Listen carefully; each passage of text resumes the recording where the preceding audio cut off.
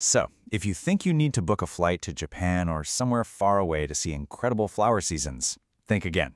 Right outside of downtown Taipei, there's this entire world of color that's just waiting for you.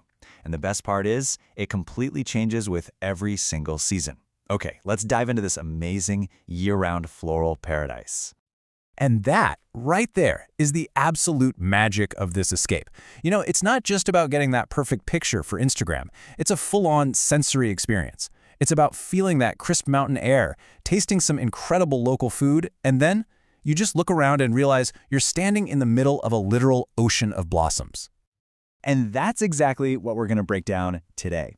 We are going to walk through the entire floral calendar, season by season, and I'll give you all the pro tips you need to plan the perfect trip. So, let's get right into it. Okay, so our journey begins in winter. Right when the city starts to cool down, Yangmingshan National Park puts on its very first show of the year.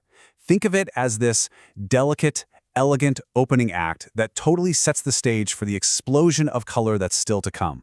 This opening act really has two main stars. First up, you've got the super sophisticated camellias that kick things off in January. And then, of course, the main event that everyone is waiting for, the absolutely breathtaking cherry blossoms, which, and this is key, actually last for months. And you know what's amazing is where this all starts. Long before the massive cherry blossom crowds show up, the Flower Testing Center offers this quiet, beautiful prelude. And we're not just talking a few flowers. We are talking about over 300 different types of camellias. It is the perfect, peaceful start to the floral year. So how in the world does the cherry blossom season last all the way from January to March? Well, it's not just one type of tree. It's a relay race. You've got this whole team of different cherry blossom varieties that bloom one after another, each one passing the baton to the next. And you can really see that race unfold right here. The winter cherry kicks things off in late January with these really delicate blooms.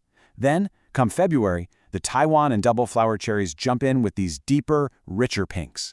And the whole season just hits this massive peak in March, with the Showa and the famous Yoshino cherries, creating a spectacular grand finale.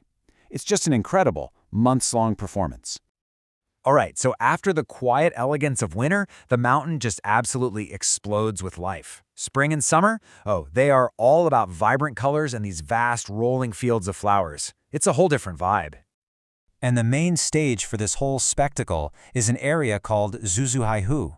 From March to April, it is famous for its calla lilies.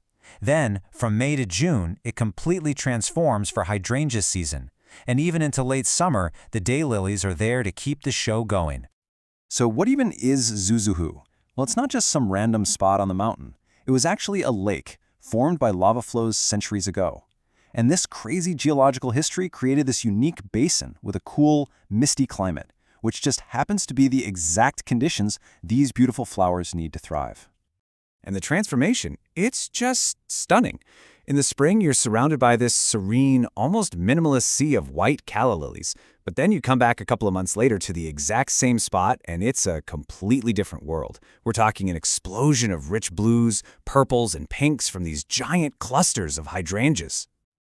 As summer fades away, the energy on the mountain shifts again.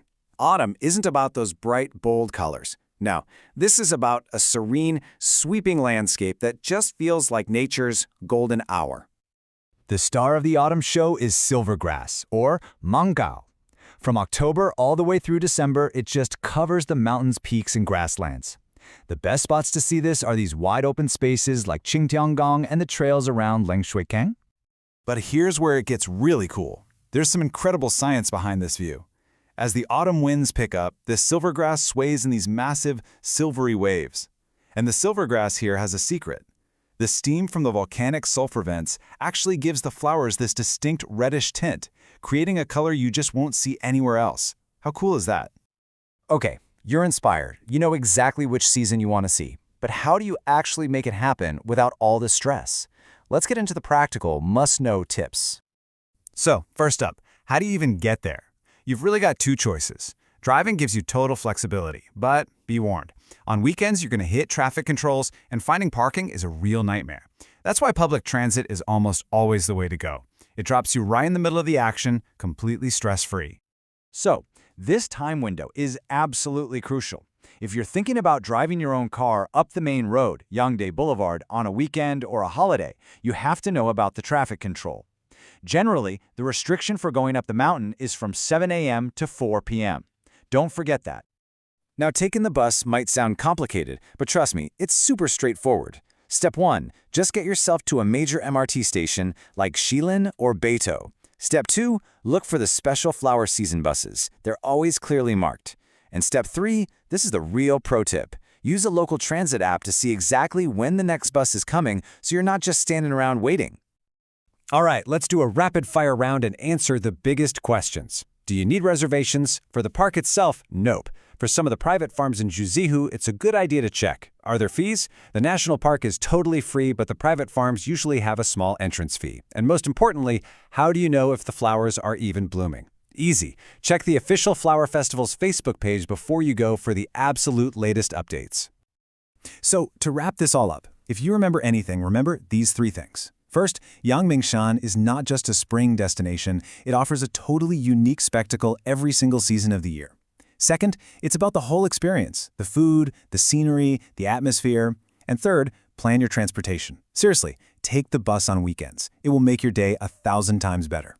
From the delicate cherry blossoms of winter to the fiery silver grass of autumn, the mountain is always putting on a show. So after seeing it all laid out like this, the only question left is, which season are you going to choose for your next escape?